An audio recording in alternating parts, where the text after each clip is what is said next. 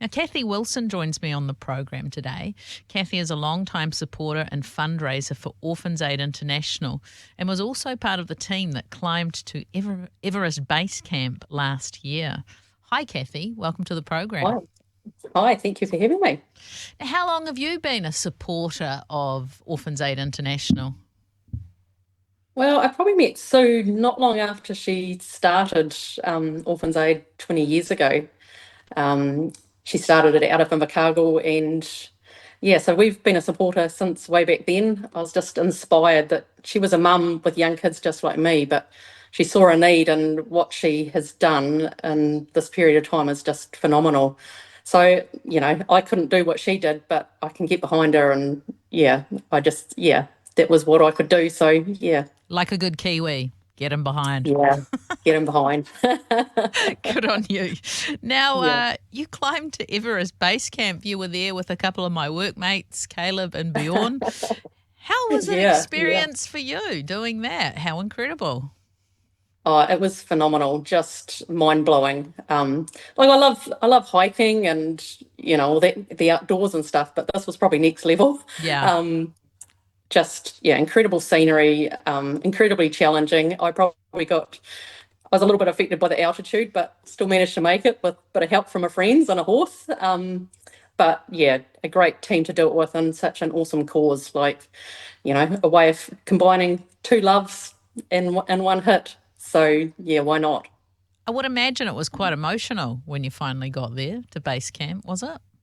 Yeah, it was. It was sort of quite a surreal feeling. There was a lot of challenges to get there. We had lost acclimatization day, so we just had to trek for 6 days solid to get up to the top. So yeah, as I said, I was a little bit affected by the altitude, so kind of probably wasn't running on all cylinders. But to actually get there, it was a very, very surreal feeling. Not, it was quite unbelievable, and I think there was a lot of tears shed, and I imagine. um, yeah, yeah. It's amazing. So, look, today we are working with Orphans Aid, and the goal is to feed 5,000. And part of this is that the feeding program, which is only takes $2 to provide a meal for a hungry child. My understanding is, Kathy, that you've seen the feeding program in action. Can you tell Yeah, us about yeah. that? Just incredible how so little can go so far over there. They cook these big pots, like next level size pots. None of us would have them that size in our homes. And the people would come, and they even rode a bike with a trailer behind it through the busy streets of Kolkata to get to another area to reach other people. The streets were mental enough in a vehicle, but riding a bike with the food behind to reach the needy was just unbelievable. But So they cook just the cook beautiful people. so they cook the food up and then they have it on Yeah, these big pots and then they yeah, take it by bike to where the yeah, people are. yeah. So some came to where they'd done the cooking, and then others they went out into the streets to a spot that people know that they're going to be there, and the people just come. They come with their containers, and yeah, incredible. Yeah. And I'm Yeah. guessing for these people who are coming, I would presume most of them that's the only meal that they would get that day.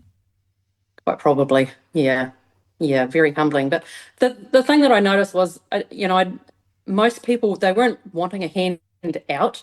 It was more a hand up to give them a chance. Yeah. Um, that kind of with all the different projects that we saw, that's kind of what I saw is, it's not all just, with a hand out saying, help me. It was that desire that they Yeah. could do more for themselves just with a Yeah. little bit of help. Yeah. And Yeah. empower me to live my life Yeah. and to, Yeah. hopefully provide for families and wow. Yeah. So in Yeah. your time there, I mean that must have been quite impacting. Was there something maybe to do with that or even some other part of the journey that really impacted you deeply?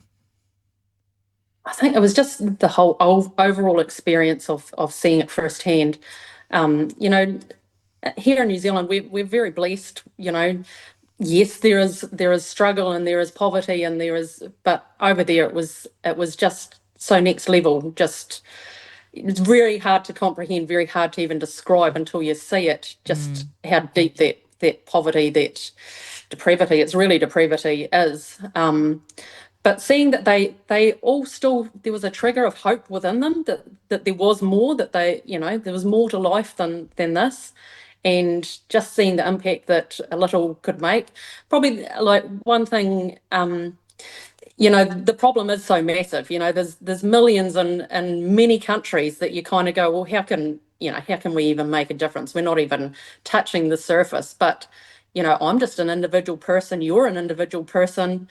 And I would hope that someone would help me if I was stuck in a situation like that. So for me, you had to keep shrinking it down to looking at it as to the one person, that we can make a difference to one person's life. And you look through history, it's many of the people in history that have made a difference, they were just one person. So who knows what these people could be? They could be the ones that bring massive change in their countries to make a difference. So I found that you just had to keep bringing it down to the one person. Yeah. Kathy Yeah, Wilson, thank you so much for your time today. no problem.